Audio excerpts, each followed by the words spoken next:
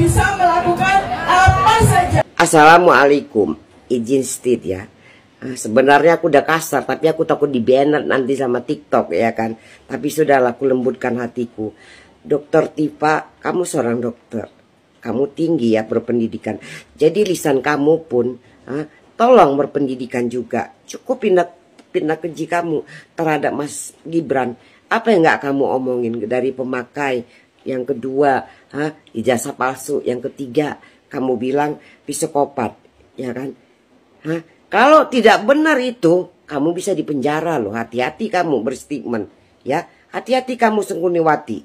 Kami memilih Mas Gibran karena ada Pak Prabowo, begitu juga sebaliknya, ya kan?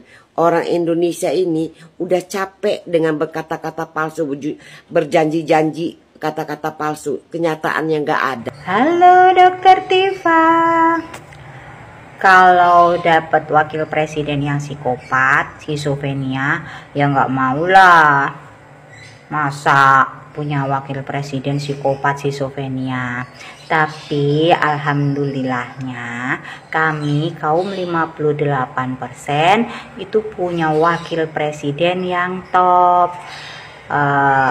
Masih muda, kreatif, energik, kemudian bisa bekerja, sehat lahir batin. Jadi alhamdulillah kami kaum 58 bangga punya wakil presiden yang top dan keren. Jadi wakil kami tidak psikopat, juga tidak schizofrenia. Ya Dokter Tifa yang cantik. Dek Gibran, gua mau nanya sama lo, ya. Jawab dengan jujur. Jangan ada dusta di antara kita, ya. Itu Dokter Tifa, lo apain sih? Apa kena kau tolak cintanya? Atau kau tolak sesuatu? Singgo dendamnya nengok kau, Mas Gibran. Sampai dia ada gangguan jiwanya. Kau tengok itu. Tiap hari kumat. Kau bawa berobat itu. Biar hilang segala penyakitnya. Iri dengki, penyakit hati, nebar hoak. Jadi udah parah ini gangguan jiwa Dokter Tifa ini. Kau bawa tuh ya, Dek Gibran, bawa berobat. Terus Samin Rais juga itu, bawa berobat juga. Rosuryo sama yang lain-lainnya, bawa berobat itu. Ada gangguan jiwa. Apa karena saking fansnya sama kau ya, Mas Gibran? Jangan kayak gitulah. Kasih dulu mereka duit. Kalau nggak kasih mereka jabatan, pasti diam, adem ayam mulut mereka semuanya, ya kan? Sibuk kali lah apalagi Dokter Tifa ini. Heran, gila, mungkin overdosis. Sama si Amin Rais itu makin parah gangguan jiwa mereka semuanya.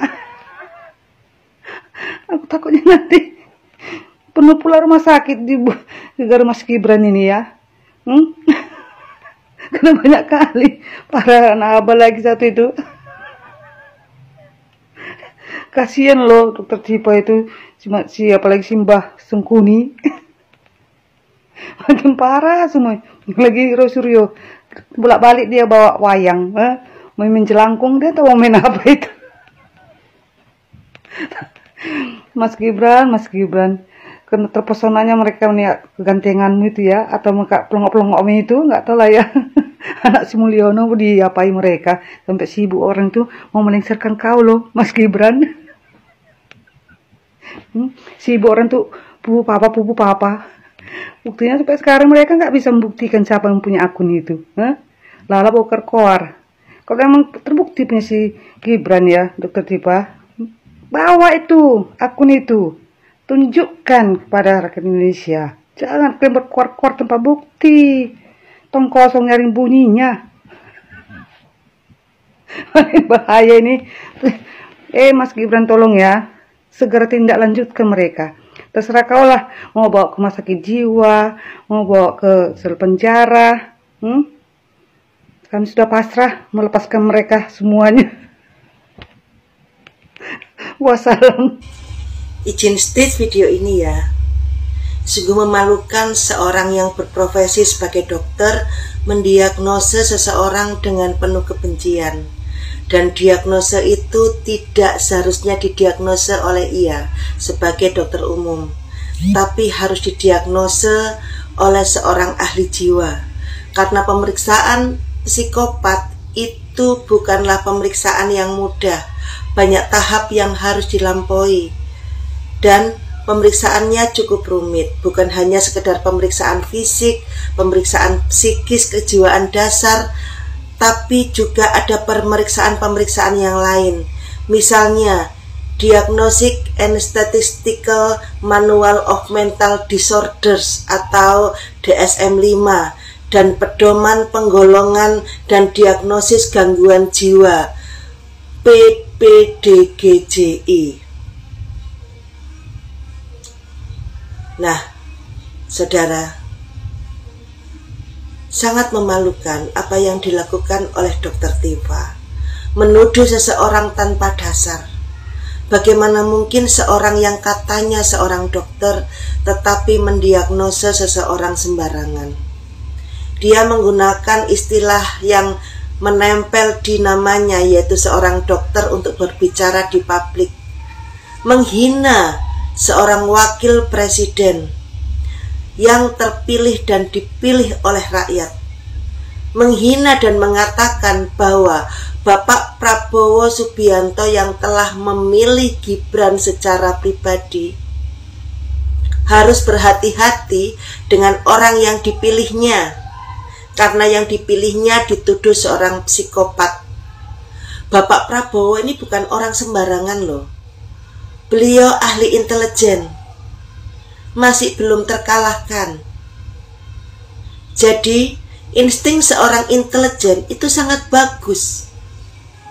Kalau instingnya berbicara bahwa orang yang akan dia pilih adalah seorang psikopat, buat apa dia memilih Gibran? Dan tidak ada sejarahnya, keluarga Jokowi dan Gibran adalah keluarga yang mengalami gangguan mental, gangguan jiwa yang diturunkan ke generasinya. Jadi hati-hati Dr. Tifa dalam berstatement, apalagi berbicara di depan publik. Ingat bahwa masyarakat Indonesia itu bukan masyarakat yang bodoh. Hanya orang-orang yang Anda hadapi dan Anda sedang ajak bergunjing, itulah orang-orang yang bodoh. Orang-orang yang tidak bisa berpikir secara normal karena otaknya penuh dengan kebencian dan siasat-siasat busuk untuk menggulingkan seseorang. Dr. Tifa dan teman-temannya, Anda tidak akan berhasil menggulingkan Gibran dan menghentikan Gibran di tengah jalan. Karena kami rakyat Indonesia yang mencintai Bapak Jokowi dan keluarganya tidak akan pernah membiarkan itu terjadi. Yang saya herankan adalah Anda sekarang ini loh sudah tidak ada lagi yang Anda bela. Kami tahu Anda ini sangat menyayangi, sangat mencintai, dan mungkin sangat mengasihi lebih dan lebih lagi kepada Bapak Anies Baswedan. Saya tidak tahu ada hubungan apa antara Anda dengan Anies Baswedan, atau mungkin seorang kerabat, atau mungkin hubungan-hubungan yang lain. Tetapi yang pasti pembelaan Anda kepada Anies Baswedan sudah terlalu berlebihan, sudah kebablasan. Di mana Bapak Anies Baswedan sekarang ini sedang merintis dari nol karena sudah tidak lagi terpilih menjadi calon gubernur dan kemarin kalah di pemilihan presiden. Kalau Anda saat ini sedang sakit hati dan sedang merasa kecewa luar biasa dengan situasi dan kondisi tersebut, maka Anda harus calling down. Obati dulu sakit hati Anda. Obati dulu kekecewaan Anda. Ibaratnya orang depresi itu berobat dulu ke rumah sakit jiwa. Minum obatnya dulu. Nah setelah itu baru Anda berkoar-koar lagi. Nanti pada saat ada kesempatan, orang yang Anda usung ini, orang yang Anda bangga-banggakan ini, ada kesempatan untuk maju lagi ke pilpres berikutnya, atau ke pencalonan kepala daerah, misalnya DKI 1, 5 tahun ke depan. Cooling down ini bagus untuk menormalkan jiwa Anda, untuk mengobati jiwa Anda yang saat ini sedang dalam kondisi tekanan yang luar biasa karena kekalahan tersebut. Kalau Anda terus-terusan melakukan hal-hal seperti ini di depan mata masyarakat yang mencintai Jokowi dan keluarganya, yang saat ini anaknya menjadi wakil presiden mendampingi Bapak Prabowo, maka apa yang Anda teriakkan itu akan sia-sia. Iya nggak sih? Sangat sia-sia. Karena masyarakat sudah tidak lagi menganggap Anda seorang dokter, tapi malah hujatan-hujatan yang muncul buat Anda. Kalau Anda masih menjadi anggota profesi Ikatan Dokter Indonesia, mestinya organisasi pun merasa malu dengan keberadaan Anda dan dengan koar-koar Anda selama ini yang mengumbar kebencian tiada henti. Kadang-kadang Anda terlalu halu. Bahkan Ibu Irma pun mengatakan Anda terlalu halu, terlalu berlebihan dalam mendukung Bapak Anies Baswedan. Nggak apa-apa, misalkan Bapak Anies Baswedan dibutuhkan oleh PBB, dibutuhkan oleh organisasi-organisasi dunia, silakan. Mau jadi presiden Turki pun boleh, mau jadi presiden di Yaman nggak apa-apa. Dukung saja. Kami pun senang apabila Pak Anies Baswedan dan teman-temannya pulang kembali ke Yaman untuk menjadi pejabat di sana. Kami sangat senang dan bangga. Misalnya Bapak Faisal Assegaf, Ibu Najwa Shihab, Bapak Anies Baswedan, dan teman-teman yang sudah tidak lagi mencintai bangsa Indonesia dan tetap ingin berkuasa, berangkat pulang silahkan ke Yaman. Di sana menerima dengan senang hati jiwa Anda untuk membangun bangsa. Karena di sanalah Anda berasal dan harusnya di sanalah Anda harus membangun besar. Karena Yaman hingga hari ini masih masuk ke dalam 10 besar negara miskin di dunia. Nah jadi kalau Anda mau support itu silakan, jangan terlalu halu berlebihan. Akan diketawakan masyarakat Indonesia. Biarlah masyarakat Indonesia saat ini menikmati kepemimpinan Bapak Prabowo dan semoga dengan kepemimpinan Bapak Prabowo tidak ada lagi pemimpin negara yang dizolimi, pemimpin negara yang dibenci secara berlebihan, pemimpin negara yang dihujat, dihina, direndahkan, dilecehkan, pemimpin negara yang setiap hari dikata-katai di media sosial dan diberi kesempatan oleh ILC untuk menghujat pemimpin negara. Kami merindukan pemimpin negara yang dihormati, pemimpin negara yang disegani, pemimpin negara yang benar-benar memimpin negara dengan tangan besinya.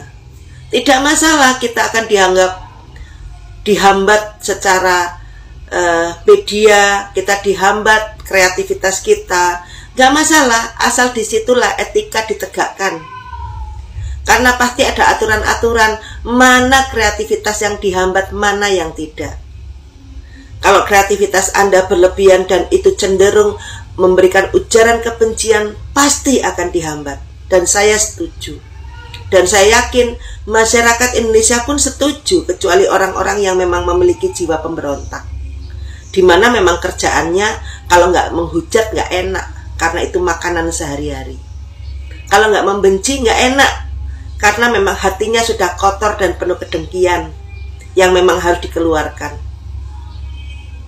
Karena kalau nggak ada orang-orang semacam ini, neraka bakalan kosong,